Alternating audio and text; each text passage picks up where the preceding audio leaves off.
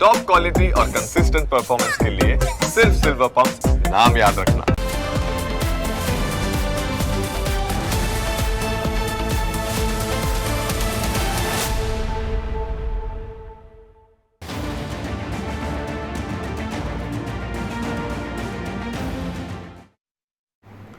ભાવનગરના suspended constable Nayana Baraiya ફરી એકવાર ચર્ચામાં આવ્યા। આ વખતે ચર્ચાનું કારણ તેમના પૂર્વ પ્રેમી રાજુ ભમ્મર છે। બોરડા ગામના પૂર્વ સરપંચ રાજુ ભમ્મરે નયના બારૈયા સાથે લિવ ઇન રિલેશનશિપમાંથી મુક્ત થવા માટે સોગંદનામું દાખલ કર્યું છે। આ સોગંદનામું સોશિયલ મીડિયા પર વાયરલ થયું, પરંતુ આ બધાની વચ્ચે કીર્તિ પટેલ નયના બારૈયાના સમર્થનમાં ઉતરી આવી। તેવામાં નયના અને રાજુ ભમ્મરના સંબંધોની હકીકત શું છે અને કીર્તિ પટેલે શું કહ્યું તેના વિશે વિગતવાર વાત કરીશું, પરંતુ નયના બારૈયા વિશે જાણવું જરૂરી છે।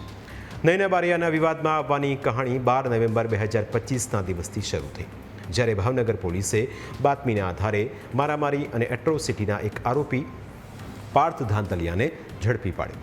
તે આરોપી ક્યાંક બીજેથી નહીં પણ તત્કાલીન કોન્સ્ટેબલ નયના બારૈયાના ઘરેથી ઝડપાયો હતો। નયનાના ઘરેથી પોલીસને દારૂની બોટલ સાથે આરોપી મળી આવ્યો।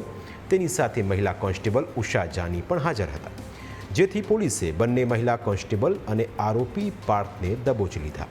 આ કેસ બાદ નયનાને સસ્પેન્ડ કરી દેવાઈ હતી। ભાવનગરની સસ્પેન્ડેડ કોન્સ્ટેબલ નયના બારૈયા સામે ડિસેમ્બરમાં વધુ એક ગુનો નોંધાયો।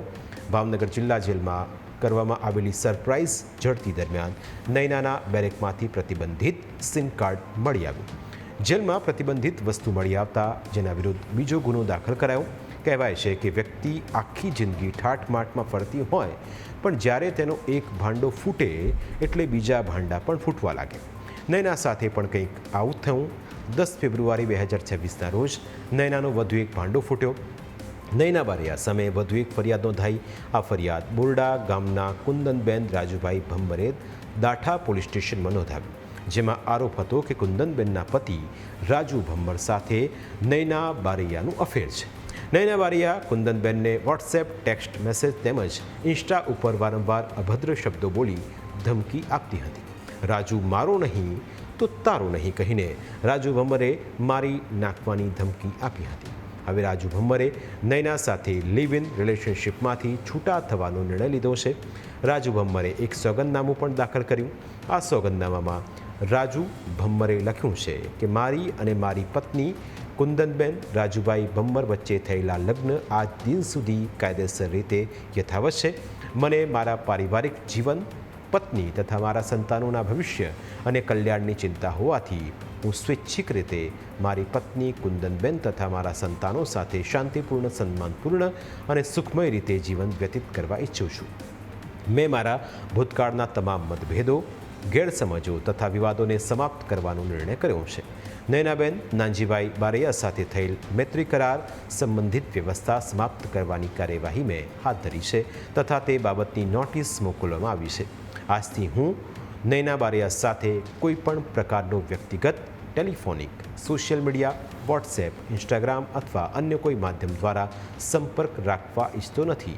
જો ભવિષ્યમાં નયનાબેન અથવા તેમના તરફથી કોઈ વ્યક્તિ મારો સંપર્ક કરવાનો પ્રયત્ન કરશે તો હું તે બાબતે યોગ્ય કાયદેસરની કાર્યવાહી કરવા સ્વતંત્ર રહીશ। રાજુ ભમ્મરે આવું સોગંદનામું દાખલ કરતાં જ હવે નયના બારૈયાના સમર્થનમાં કીર્તિ પટેલ વિવાદમાં એન્ટ્રી લઈને આવી। કીર્તિ પટેલે રાજુ ભમ્મરને કોલ કર્યો અને શું વાતચીત કરી તે સાંભળો। મારી પાસે છે બરાબર, એને કે તમે તું એ કરતી હોય કર, તમે બે માણસથી કોકની છોકરીની જિંદગી બગાડતા હોય ભેગા મળીને, મન ભાવે ત્યારે કોઈ પણ છોકરીને લાવવાની, મન ભાવે ત્યારે તમે રાખવાની, મન ભાવે એવું ન હોય બેનો, મારે એની કમતા હા, પણ જેને એને જે કરવું હોય ભલે કરે, જેને જે કરવું કરે, મારે એને નથી આમ થતું। તમને એની થોડી ખબર છે હું છે, એની કેવી છે એ મારા ઘરો પર નાખીએ એનું ચરિત્ર તમે જોયું?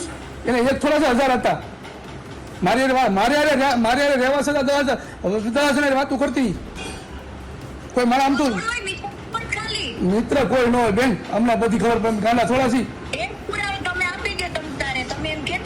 હવે એક જ વાત મારી બાયડી મનાવટ નથી ને હું મારી બાયડી બોલતો મારા છોકરાને બોલાવું છું મારા બાયડી બોલતો નથી મારે આ અત્યારે જિંદગીમાં નથી આવવાનું થતું ભલે ગમે ભલે મારે મરવું પડે તો હું આત્મા મરી જાય હા તે કાંઈ વાંધો નહીં, જિંદગી બગાડવી છે ને હા બગાડી નાખો બગાડી નાખો બગાડી નાખો એને બગાડી નાખો ને તમે બગાડો છો. ના ના તમે બગાડી નાખો મારી જિંદગી બગાડી નાખો તમે બસ તમારે જે કરવું એ કરો તમને છૂટી તમને કોઈ હવે મારા પરિવાર તમને કઈ કહેવા નહીં તમે આ કરો એટલે એની માટે તમે કરો છો મારી જિંદગી બગાડી નાખો બસ હવે વધુ વધુ હું કરું હું મરી જાય બીજું શું કરવાનું હોય બેન મુન્નાને હરખું ધાવવા દે, હો. હાલો મૂકો. એવું એવી વાત ન કરજો તું ભાઈ એવી વાત ન કરતી આ વાતચીત પૂરી થયા બાદ રાજુ ભમ્મરે તારીખ 6 જૂન 2026ના રોજ દાઠા પોલીસ સ્ટેશનમાં એક અરજી કરી છે જેમાં ઉલ્લેખ કરાયો છે કે 5 જૂન 2026ના રોજ જ્યારે તે સુરતમાં પોતાની પત્ની અને બાળકો સાથે હતો ત્યારે બપોરે વોટ્સએપ પર વોઇસ કોલ આવ્યો અને નયના બારૈયાનું ઉપરાણું લઈને ધાક ધમકી આપી હતી તેમજ મોટી રકમનો તોડ કરવાનું કહ્યું. રાજુ ભમ્મરનું કહેવું છે કે તેને અને તેના પરિવારને બદનામ કરવા માટે નયના બારૈયા અને કીર્તિ પટેલ સક્રિય થયા છે. તેઓ ખંડણી માગી રહ્યા છે જેથી તેમની સામે કાર્યવાહી કરવામાં આવે તેવી રાજુ ભમ્મરે પોલીસને અરજી કરી છે. પરંતુ આ અરજી બાદ કીર્તિએ સોશિયલ મીડિયામાં વધુ એક વિડીયો શેર કર્યો અને ફરી એકવાર ધમકી પણ આપી.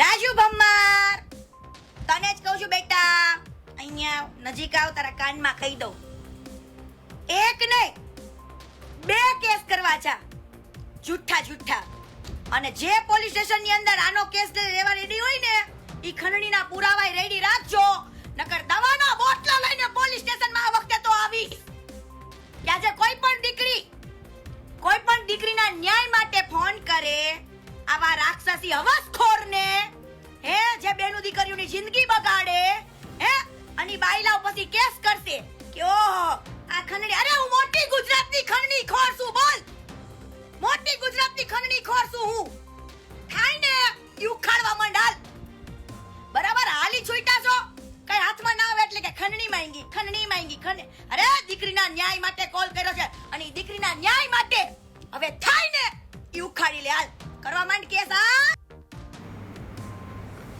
આખા પ્રકરણમાં હવે પોલીસ શું કાર્યવાહી કરશે? શું નયના બારૈયા અને કીર્તિની મુશ્કેલી વધશે કે પછી બંને મળીને રાજુ ભમ્મરની મુશ્કેલી વધારશે તે સમય બતાવશે. પ્રાઇમ 9માં આજે બસ આટલું જ. ફરી મળીશું આપણે સ્પર્શતા મુદ્દા સાથે. ત્યાં સુધી રજા આપશો. નમસ્કાર.